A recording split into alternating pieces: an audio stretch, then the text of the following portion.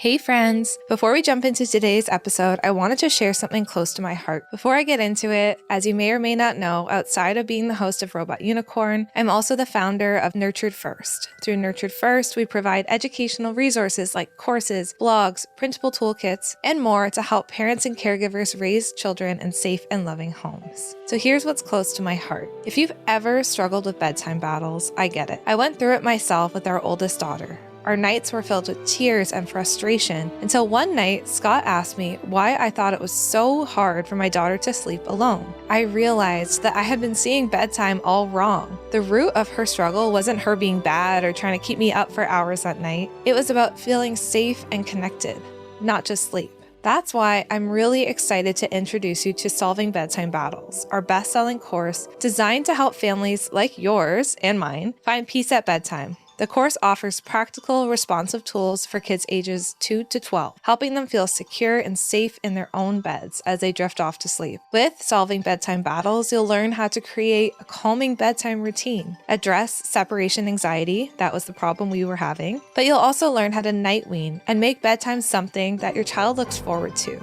It's helped thousands of families turn bedtime from a struggle into a soothing and restful time. You can find the course by heading to the link in the show notes. We've also given you a special code since you're a podcast listener, which is Robot Unicorn. Use this code to save 10% on your purchase. Let us help you make bedtime a more peaceful and loving part of your day. Okay, let's head to the show now. Jess, thank you so much for taking time out of your day I know. to have a discussion with me. You're such a busy lady. Yeah, I feel like lately I have been. A lot. Mm-hmm.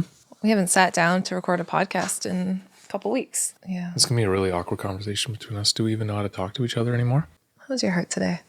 No. I texted someone that this morning. And was their response the same? No? I'm still waiting, so no response yet. That's almost worse. It is almost worse. I know she'll respond.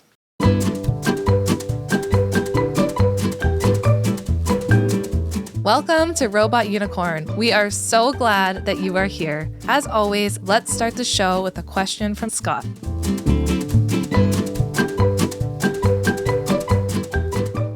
Today's discussion is on school refusal, which, to be honest, when I was going through and researching everything, putting together my lit review, it seems like most things, it's linked to so many other there's not one, right? not one answer to school refusal. Well, and it's so interconnected with every aspect of a child and parent's life that this is applicable to more than just school refusal and separation anxiety. Where to begin? Can I begin? Of course. I wanted to talk to Scott about school refusal. First off, I think it's a topic that you are interested in learning more about. But second off, I would say in our therapy practice, it's something that we're seeing constantly right now. I think rates of school refusal are higher in our practice, at least, like just based on my own observations. We are getting parents daily messaging the practice, looking for support for their children, all different ages, who are refusing to go to school. And I would say in all my work as a therapist, I've seen this since the beginning of my work as a therapist, pre-pandemic. But I would say the last couple of years especially, it just seems like this is just a theme that's coming up over and over. So that's why I wanted to talk about it, because I know it's something a lot of parents struggle with. And most parents that come to my practice who are struggling with it feel like their kid's the only one. And They often say to me, we never got to refuse to go to school. Like, how did we get here? So I just thought it would be a really helpful and hopefully interesting discussion. Yes. Actually, in the research that I looked through, I specifically was trying to find information on or data on pre and post pandemic, because I have a theory that has made things worse. It doesn't create school refusal, but it's just amplified things because we got into habits over 2 years, a year and a half, 2 years of like essentially shut down here, right? And kids were rarely actually in school for that time. And then parents were working from home more often or all the time. And it sort of threw everything out the window that we had done previously. And what I found was that there has been a significant increase in absenteeism in children and refusal to go to school. Estimates are, they're saying roughly it's increased by double. But the theory is not that the pandemic caused that. It's just that it's amplified all of these other things that were already causing kids to want to stay home from school. It's also kind of dependent on age too, which makes sense. When you're really little, the only person that you know and trust is typically your caregiver or your parent. And so kids just don't want to be away from us when they're little. And then as they get older, there's a whole bunch of other reasons why they want to stay home from school, whether it's bullying or they're having difficulty learning, or sometimes there's a lot of research on how much more challenging it is for children who are neurodivergent. There's myriad reasons for it, but it seems that post-pandemic things have just sort of amplified. Yeah. I think that makes so much sense. And I personally wonder too about a lot of kids that weren't in school during the pandemic, right? They were home. And the social issues that are happening at school right now. Like, I think some of those critical years, right? Like, you think of a child who's now, let's say, in grade 6 or grade 7. So the first couple years of them being in school where their peers are learning for the first time how to interact with each other, like all these really important things, they didn't have that because they were home. And then they started school really in like grade 2 for some kids, right? So that's the first exposure that they actually had to classmates, where you think of a child who's in grade 2 who's had the other past years of being with classmates, learning how to interact, learning how to deal with friends. That's a lot of social learning that I think is really important and helps shape a classroom to make sure that the kids get along and we limit bullying and all of that, right? So kids haven't had that. So I think another big reason why kids are struggling to go to school is because the interactions between the peers are not great. And a lot of the kids that we're working with, they are trying to avoid school because bullying, because meanness, because they don't have any friends, and all of these different reasons that I do think maybe would have been there, but the pandemic exacerbated that for sure. Okay, so your theory is that has made things worse for a lot of families, kids. Yes, like I think always. I mean, I was working in a school before the pandemic, right? And I mean, always girls in grade 5, 6, 7, 8, they're struggling with friends. Like that's just been the case.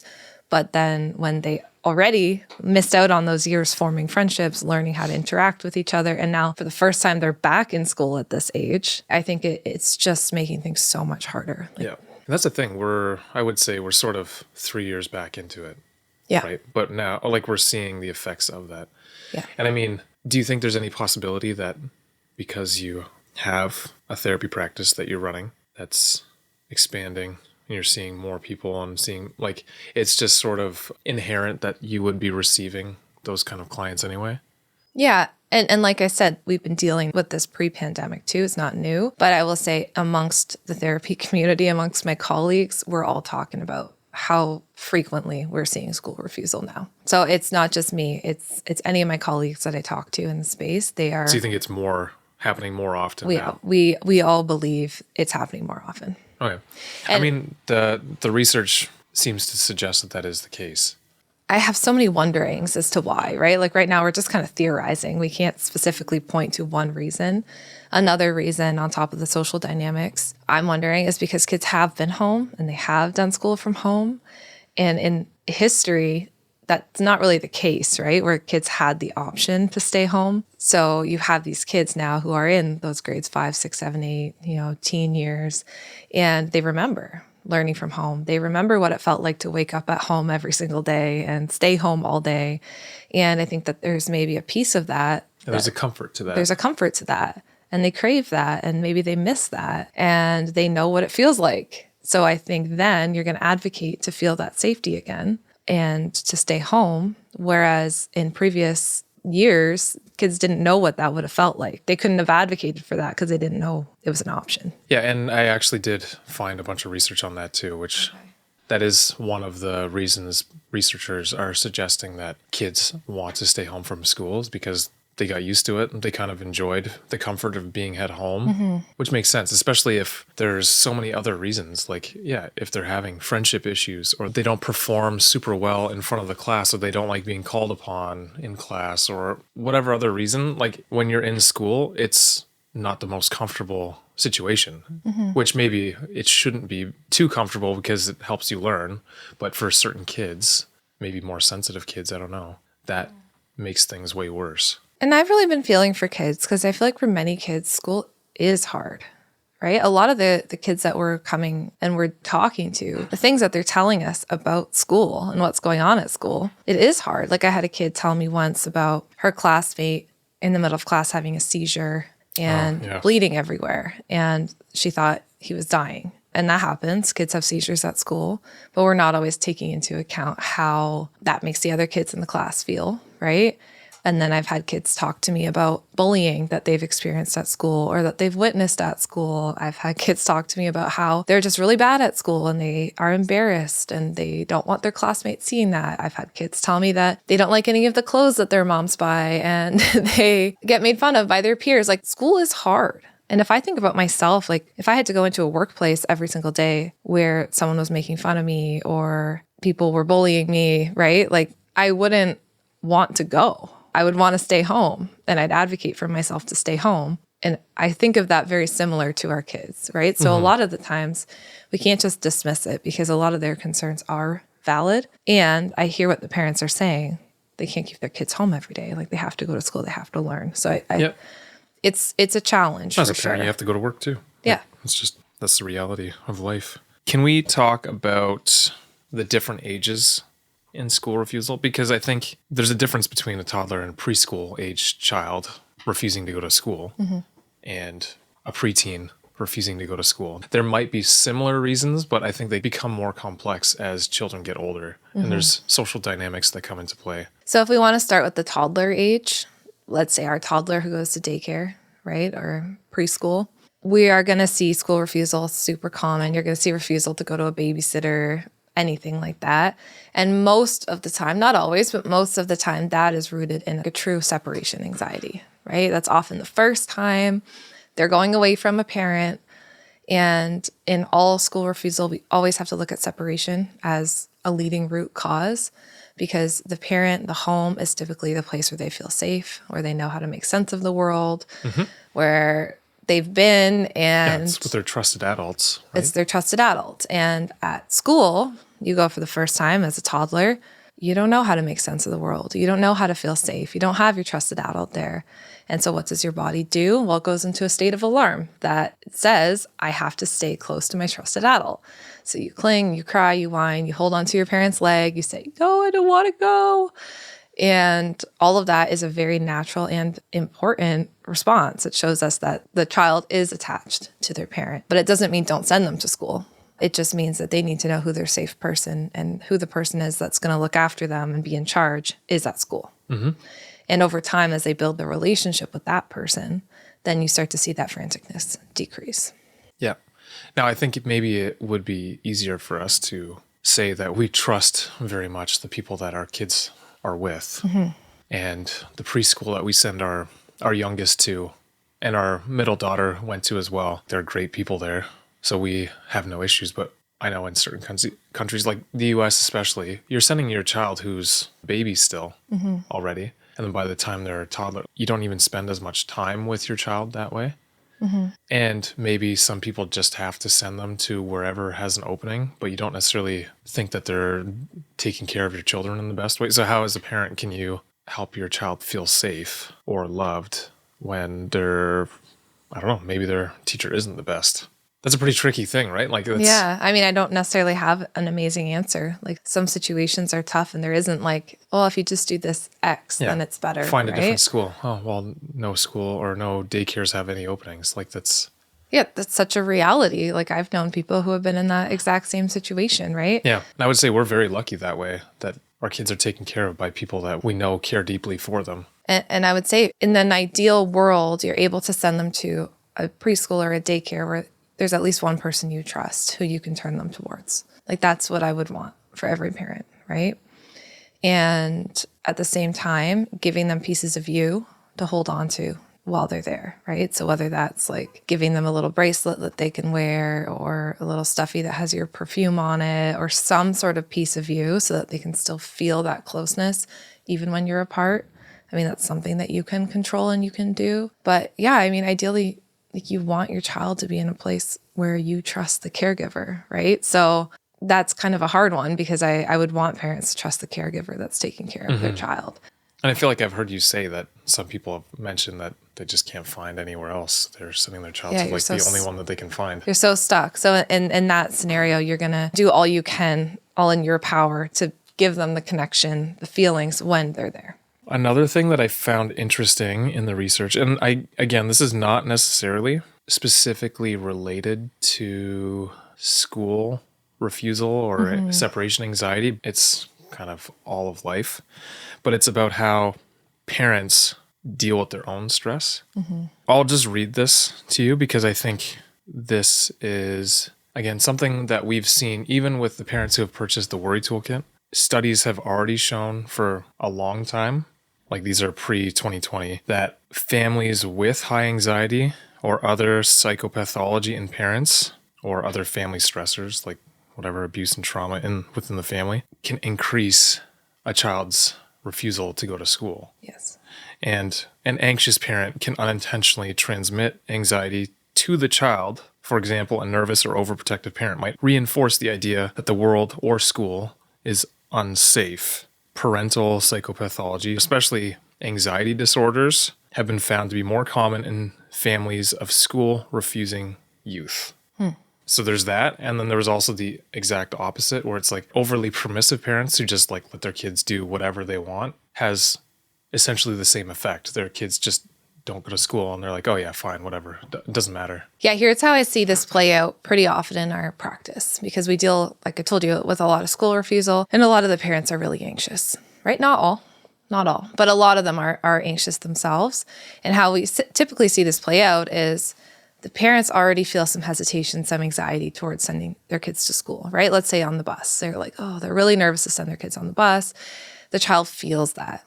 So the child can sense that the parent is anxious about it. So now the child's brain is registering, well, I'm actually not safe to go on the bus. Look at mom, especially our sensitive or neurodivergent kids, like they see it right away, right? So they're like, look at mom, she's pacing, she looks uncomfortable, she doesn't look okay with this.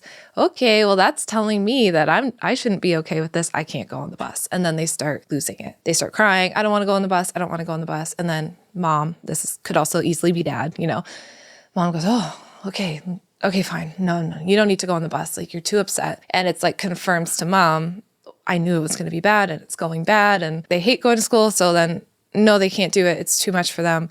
I want to protect them. And it's always well-meaning. It's always well-meaning, 100%. Right? It's not like a parent is specifically trying to No. pass on anxieties to their child. I feel like especially these anxious parents, which I relate to because I tend to be more on that side. I was going to say that. They want to protect their kids because they don't want them to have to go through hard things like they did when they were an anxious child, right? So it's that balance of like, okay, but this isn't you as an anxious child. You're actually giving your child tools, you're supporting them, but they need to know that they can do the hard thing. And that means doing the hard thing. And it feels hard the first couple times. Mm-hmm. And if we never give the anxious child, the chance to prove to themselves that they're capable of doing the hard thing, then they internalize this message of, I can't do it. It's too hard. I can't go to school. It's impossible. And then they don't go. And the message continues in their head. And the parent comes to me and saying, how did we get here? And then we have to go all the way back to the beginning and teach anxious parents it's actually okay. Their children can handle some discomfort and some feelings of this is really hard. And we give them tools. We don't just leave kids on their own. They know that you're always partnering with them and we can do it in little baby steps. But once children can prove to themselves that they're capable of hard things, then we start to see some things change. Yeah, I think, and this is now anecdotal. I didn't look this up at all, but I think I've seen in our own girls something along these lines. And I can see our oldest, like they all crave safety and specifically safety with us. So being with us. As they should, right? Yeah, which they should do. And I keep going back to images of our oldest with swimming and with going water skiing and like all these things that she's very nervous about. Mm-hmm. And it's been since she was very young, but things she's very nervous about. And one of us will be like, I'm right here with you. If anything happens, like she went on a kneeboard behind a boat on her own. I said, if you go under, I will jump out of the boat and I'll swim to you and make sure you're all good. You're not unsafe. And then I think just on our most recent trip with our middle daughter, I feel like she's kind of, obviously a few years behind our oldest. And she's doing things that are very similar to what I found our oldest was doing, where she's like, I really want to do this thing, but I'm so nervous. I don't know if I can do it. For instance, when we were down south, she wanted to learn how to swim, but then she's like, I don't know if I can do it. And I think you might be a little more of the anxious parent where you're like not letting her go underwater at all, where my default is to allow her to struggle a little bit. So go underwater, maybe even breathe in a tiny bit of water, just so she learns then, I can't do that. I have to hold my breath. And I'm going underwater. Oh, I better kick a little bit harder so I stay above. Without us allowing her to do that in in a controlled environment. It's not like she's unsafe because... And they're never unsafe, right? I'm literally right there next to her. By the end of like 2 hours, I think she was swimming across the pool on her own. Yeah. At 4 years old, like maybe that's a normal thing, but I feel like the only way for her to have been able to do that is just to struggle a little bit at the beginning.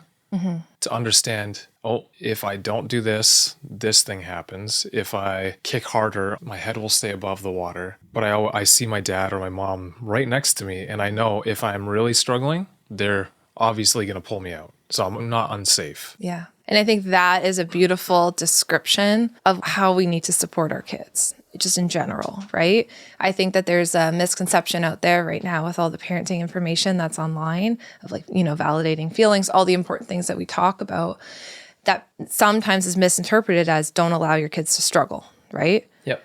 And I actually think that that does a disservice to our kids, because if they don't know that they're able to go through a struggle and come out of it on the other side, they're never going to do something that feels tricky for them. And there's a lot of things in life that are going to feel tricky for them, right? Life in general is very tricky. Like going on a school bus is really tricky. And I would never, our own daughter has had struggles going on the school bus, both of them. And so I would never say, go on the school bus where it's tricky or you're getting bullied or it's unsafe and just deal with it. Yeah. It's never that. It's always this idea, visualize Scott standing right beside our daughter as she's learning how to swim. You're always there. You're always coaching. You're always providing support. And if, for example, if they're getting bullied badly, you're never just deal with it. You have to deal with hard things on your own. Yeah. No. Just stand up to the bully. To stand up to the bully. No, of That's course. not fair to them either. You're going to intervene because you don't let your kids struggle to the point of it's dangerous for them, which bullying is. But there is an important piece of, if it's a safe bus ride, the bus driver's safe, they're sitting in a spot that's safe, they have something to do, everything about it's okay. We can give them tools for if it feels hard, if they feel like they're going to cry, all of those things. We can allow them to try and do the hard thing, meet them at the school and be like, wow, look, you did it. You are capable of doing something difficult. And that's just one example. If it's the school bus, there's so many reasons for school refusal. We won't be able to get into all of them. Probably would have to do a part 2. But it is important to note that your child is capable of doing hard things. And the key is that you're alongside them and they know that they're never in it alone. And if you were that anxious parent who's like, well, I was so anxious as a kid, I bet you the difference is you didn't have the support from your parent. You didn't have them coaching you through it and saying, you're never going to go through this alone. I know you're capable. You didn't have them telling you the story of how you did the hard thing and asking you how that felt in your body, right? So you're not putting your kids through the same trauma that you had. You are doing things different and you can still support them in doing the tricky thing. That's just all anxious children, but I think it does relate to the school refusal discussion. Yeah. I feel like we keep coming back to older kids. Oh, yeah. And right? Being actually in school rather than in And I'll say that's and mostly preschool. what we're seeing right now. So that's probably why my which mind makes is sense. there. Yeah. Because I feel like younger children going to preschool and daycare, again, it's a little bit simpler explanation for it. It's separation anxiety. And if that is you, we have, not to pitch our course, but we have a great course on that. It's the Separation and Goodbyes course. It goes into all things separation and all the ways that you can support them. So if you're looking for a little bit more support on that, that would be a great option. Because typically for those younger tots, it's the separation anxiety that we're seeing.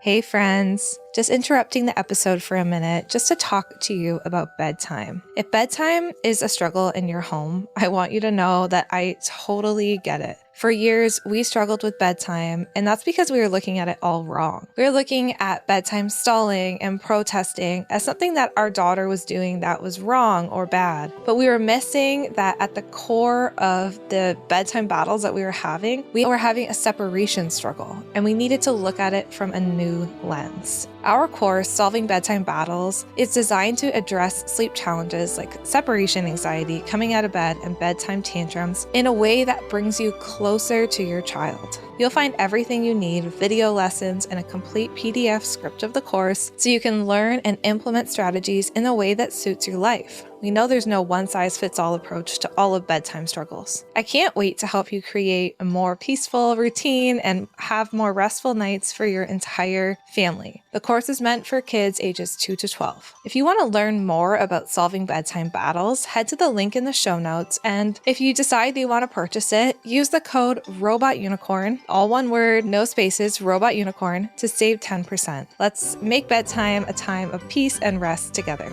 All right, back to the show. One thing that I found interesting was there was a study done on youth who they tried to determine their reading levels and then also tried to look at their absenteeism and school refusal. And there was a very significant link between things like having difficulty reading or doing math or any subject in school and refusing to go to school. So it seemed like that was also a big thing. Like we're talking about bullying and parents' anxiety and all that, but there's also the pressure to perform in school if a child feels like they don't have the ability to read well. And it's embarrassing for them, or they're just really struggling with school, or they have a learning disability or something like that. It's important to try and recognize that because early intervention can help them, from what I was reading, actually enjoy going to school. Yes. But some kids just need more help with that. Yeah. And I think that's a really important point because we see this often too of kids when we really get curious about it. Because I had a mom say, it's so funny, like she refuses to go to school every morning, but then if I say at lunchtime, I'm going to bring you now, she's like, yeah, no problem. So the mom is so confused. She's like, I don't get it. It's like she doesn't want to go in the morning, but at lunch it's fine. And then I said, well, what subjects do you have in the morning? And what is she doing in the morning in school, right? And the more you get curious, the more you understand, oh, it's subjects that feel hardest for her. That's in the morning. And so it makes sense she wants to skip that, right? Because it's embarrassing. She has trouble reading. She feels humiliated in front of her peers. And then so sometimes it's a conversation of, okay, well then how can we support her with that? And sometimes that's extra support at home, though I am always mindful of how much homework a child's doing, because I sometimes think that the kids who struggle the most in school get the most homework and work the hardest after school on their schoolwork, which just makes them resent school that much more and have less time to rest and play, which is also important for them to learn how to learn at school, Yep. But sometimes the question is, what supports can we put in place to make school not feel as hard for these kids? Right. Do you think school is higher pressure now compared to even when we were in school? I'm not sure. It really depends on the teacher, the school, the parents. Sometimes the parents put a lot of pressure on their kids to perform at a certain level, especially parents of multiple kids. And let's say one kid was really smart or like always had really great grades and then the next kid doesn't. And they think, well, why are you struggling so much? Depends on the parents' career goals for their children. Some parents really, really push academics. Some kids have been learning and they've been in like learning-based schools since they were 2 and they're exhausted, So there's just so many factors. It's hard to say. Are in general kids feeling more pressure? Possibly, but it's probably individual based on the situation. It depends. It depends. Nice. I know. Sorry. Such a political answer. Such a political answer, I know. Non-committal. There's always so much nuance. I just have a hard time saying I know. this or that. I know. You know what? What I would like to know is what is the most common thing you're seeing from parents that come to the practice? Like what would you say is the most common reason for young kids not wanting to go to school? Because we've talked about a bunch of different reasons, but we're seeing all of them. I don't know. It's hard to say one. It's often a blend of a few. I would say we're seeing a few different things. I would say social dynamics at school, especially in these girls and boys, especially in the girls, though. This goes pre-pandemic. Yeah. Grade 4, 5, 6, 7. I mean, you dealt 8. with that too, right? Yeah, I dealt with that too. So. But now they know that there's an option to not go. It's a tale as old as time, but the social dynamics are huge. I think for some boys, I think the research would show, we see this more often, who don't have boundaries around gaming. We are seeing a school refusal in the morning because they're staying up really late and they're gaming and maybe talking to their friends online. And then it comes to time to go to school in the morning and they don't want to go. They're exhausted. I think we're seeing a lot of struggles in school because of not a lot of boundaries around screens, especially again in those like middle years. And I think that's a major issue.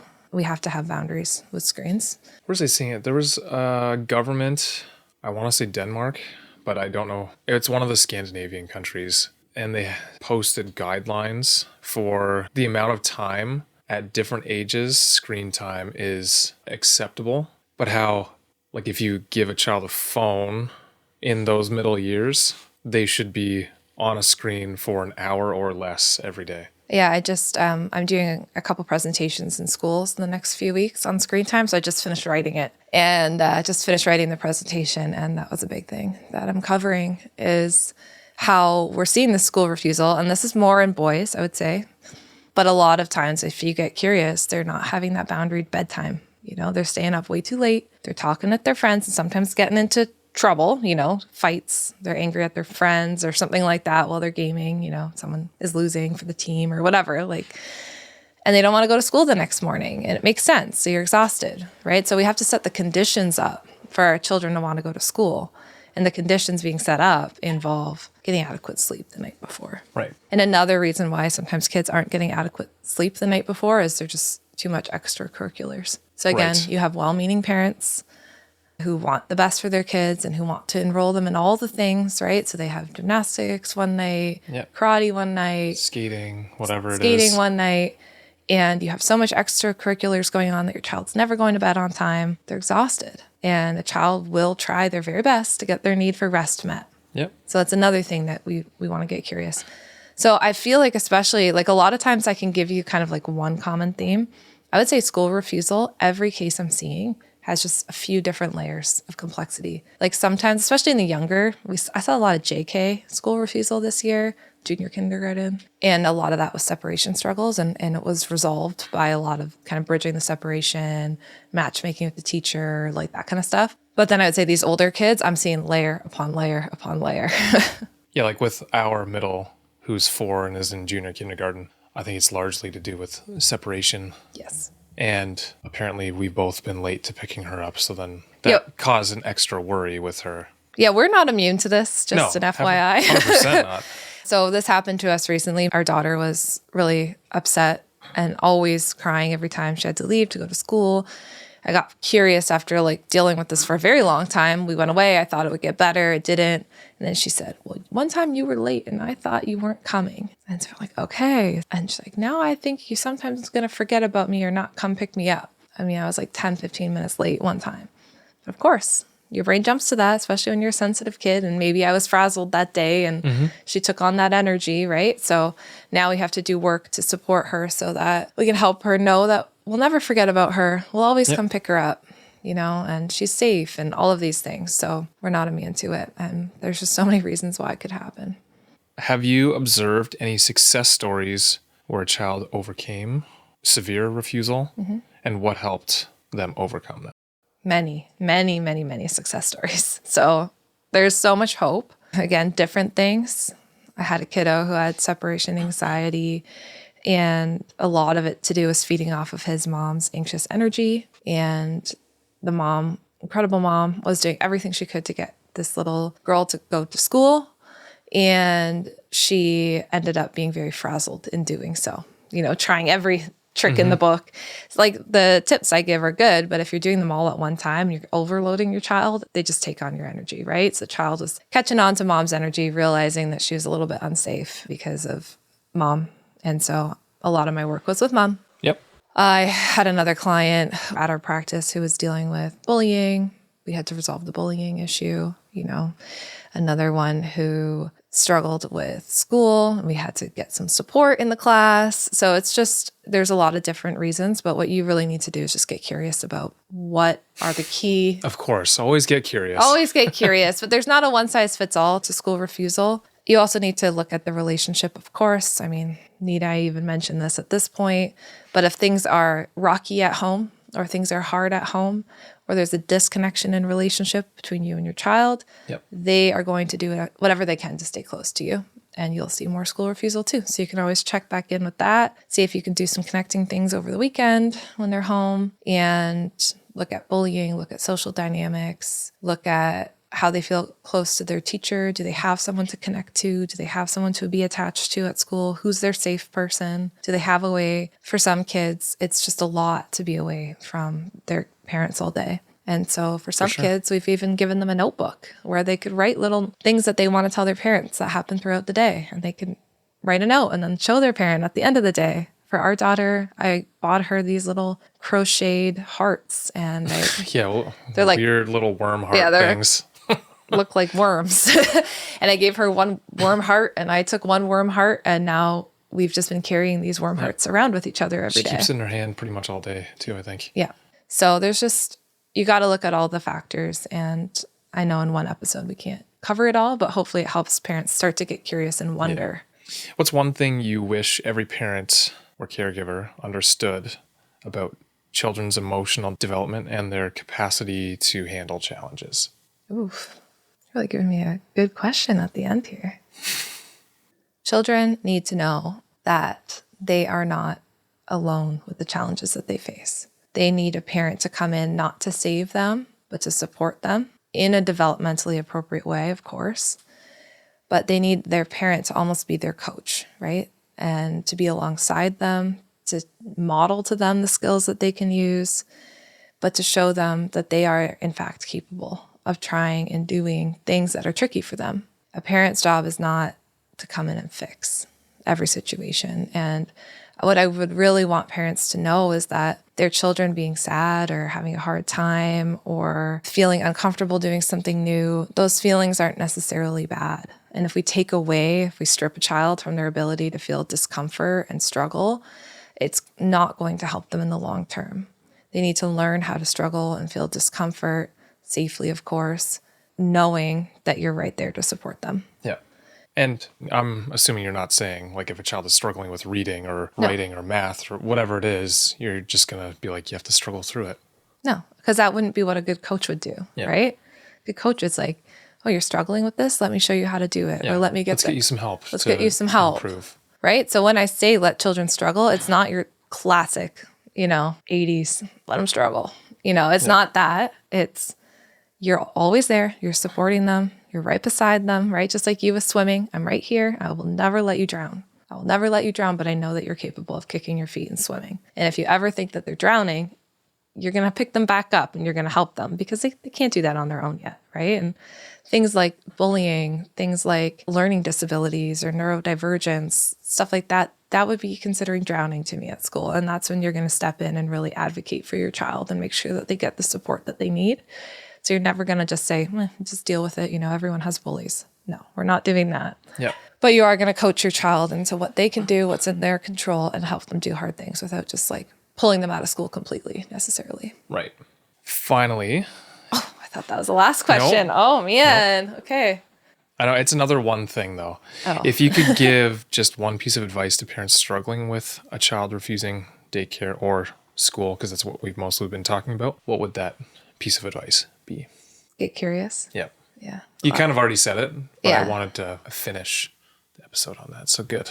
Nice way to pick up what I was putting down. Yeah, I would really get curious. I think why your child's struggling is going to be unique. And sometimes you have to get curious with a therapist, right? I mean, as a therapist, is pretty much what I do. It's just help parents get curious and then help parents find their own answers. So get curious, try and get to the root. Maybe there's multiple roots of what's going on. And even in doing that, your child will feel really connected with you and they'll know that you care.